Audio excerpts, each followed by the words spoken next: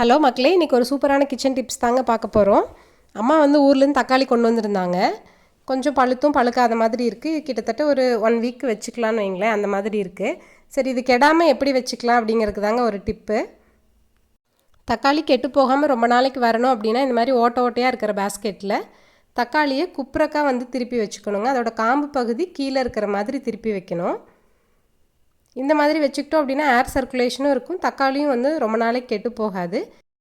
உடச்ச தேங்காய் மூடி இருந்தாலும் இப்படி வச்சோம் அப்படின்னா ஒரு 2 நாளைக்கு கெடாது. இப்போ நான் காட்டுற தேங்காய் பாருங்கள், இது வந்து உடச்சி வச்சு 1 நாளைக்கு மேலே ஆச்சு, 1.5 நாள் ஆச்சு கிட்டத்தட்ட. இது வந்து ட்ரை ஆகிருக்கு, ஆனால் வந்து எந்த ஃபங்கஸும் வரல. இந்த டிப்பை நீங்களும் ட்ரை பண்ணி பாருங்கள். நல்லா இருந்தது அப்படின்னா ஒரு லைக் பண்ணி சப்ஸ்கிரைப் பண்ணுங்கள். தேங்க்யூ.